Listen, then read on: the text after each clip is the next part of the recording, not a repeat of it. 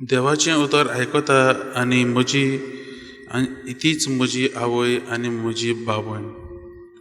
ही उतरां आमी आयकल्यार मोगाच्या भावान भयणो आमकां दिसता जेजू आज ताच्या आवयक आनी भावांक भयण्यांक ताच्या घरच्यांक मेळूंक सोदिना कसो दिसता. तांकां तो नाकारता असो दिसता. पूण आयच्या शुभ वर्तमानांतल्यान जेजू आमकां एक मासा रक्ताचे संबंद न्हू पूण आनी ताच्याहून व्हड एक संबंद घडोवंक आयज तो आपयता. जे जेजूचे शीस आसले ते जेजू लागीं ताचो संबंद बरोच आसलो. हो आसलो तो मासा रक्ताचो संबंद न्हू पूण ताचेहून व्हड संबंद आसलो. जेजूचे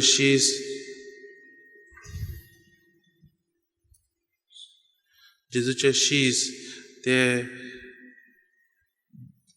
जेजू लागीं वेळ सारून ताचे बरोबर वेळ सारून तांणी जेजूचोच संबंद घडून हाडलेलो आनी जेजून तांकां देवा लागीं संबंद घडोवंक आयज तो आपयल्लो. आनी होच संबंद आयज जेजू आमकांय करूंक आपयता. तो म्हणल्यार देवा लागीं संबंद घडोवंक. आनी तो आयज तो आयज आमकां आपल्या आवयची आनी आपल्या भावा भयणीचो उदाहरण दिता. तो तांकां नाकारिना पूण तो आमकां देवा लागीं व्हरोंक आयज संबंद घडोवंक आपयता. कित्याक आमी जाणा जेजूची आवय मारिया ताणें देवाचें उतर पाळ्ळें आनी देवाचें उतर पाडूनच तेणी आपल्या पुताक ह्या संवसारांत हाडलो. इतलेंच न्हय पूण हें देवाचें उतर पाडून ताच्याच उतराचेर आदारून ती मुखार गेली आनी जेजूच्या वावरांत ती मिसळ जाली. मोगाच्या भावान आनी भयणो, आयज होच संबंद मासा रक्ताचो न्हय पूण देवा लागीं व्हरपाचो संबंद जेजू आयज आपल्या आवयच्या उदाहरणान आनी भावा भयणीच्या उदाहरणान आयज दाखयता.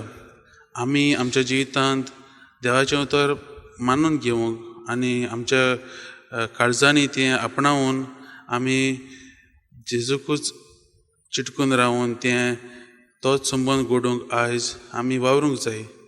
आमी आमच्या जिवितांत आमच्या दिसपट्ट्यान आमी आमचो बायबल वाचतात पूण जायते फावटी आमी हे उतराक आमी मानून घेनात. आमचे काळजांनी आमी ते वाचताच पूण आमच्या मनान तें आमी घेनात. आमी बिस्तें वाचूंक जाय म्हूण वाचतात.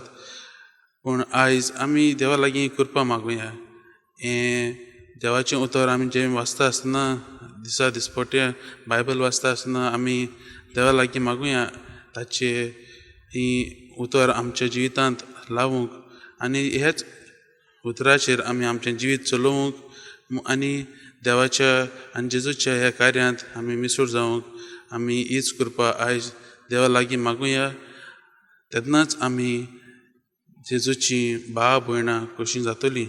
जेजू तेंच आयज आमकां ह्या शुभ वर्तमानांत सांगूंक सोदता.